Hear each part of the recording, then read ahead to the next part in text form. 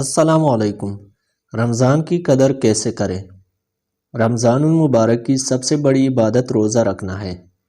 اللہ تعالیٰ کا ارشاد ہے، اے ایمان والو، تمہارے اوپر روزے اسی طرح فرض کیے گئے ہیں جیسے پہلی امتوں پر فرض کیے گئے تھے تاکہ تم تقوی اختیار کرو۔ حضرت محمد صلی اللہ علیہ وسلم کا ارشاد ہے کہ یہ ایسا مہینہ ہے جس کے روزے اللہ نے فرض قرار دیے ہیں۔ رمضان کے روزوں کا ایک بڑا فائدہ یہ ہے کہ اس سے پچھلے تمام گناہ معاف ہو جاتے ہیں۔ رمضان المبارک میں سب سے اہم اور بنیادی چیز یہ ہے کہ ہم گناہوں سے مکمل پرہیز کریں۔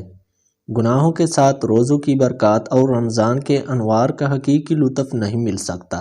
رمضان المبارک کے مہینے میں ایک اہم اور روزانہ ادا کی جانے والی عبادت تراویح کی نماز بھی ہے۔ حضرت محمد صلی اللہ علیہ وسلم کا ارشاد ہے، اللہ تعالیٰ نے رمضان کی راتوں میں قیام یعنی تراویح کی نماز کو افضل عبادت مقرر کیا ہے۔ ایک دوسری حدیث میں یہ مضمون ہے، جو حضرات رمضان کی راتوں میں نفل یعنی تراویح کی نماز پڑھیں گے ان کے پچھلے سب گناہ معاف کر دیے جائیں گے۔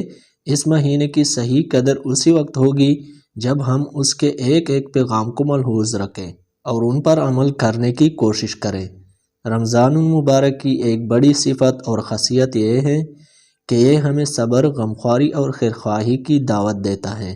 حضرت محمد صلی اللہ علیہ وسلم کا ارشاد ہے کہ یہ صبر کا مہینہ ہے اور صبر کا بدلہ جنت ہے، اور یہ غمخواری کا مہینہ ہے، یعنی ہمیں اس مہینے میں طبیعت کے خلاف اور ناپسندیدہ باتوں کو بہت ہی تحمل کے ساتھ برداشت کرنا چاہیے۔ یہ ایک اہم سوال ہے کہ رمضان کا مہینہ گزرنے کے بعد ہمیں کیسے معلوم ہوگا کہ ہم نے رمضان کی قدر کی یا نہیں، اس کے فوائد اور برکات ہمیں حاصل ہوئے یا نہیں۔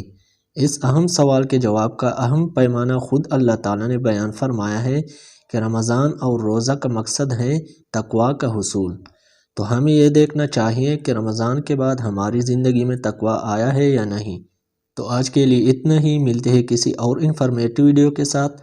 ویڈیو کو لائک اور شیئر کریں اور چینل کو لازمی سے سبسکرائب کر لیں۔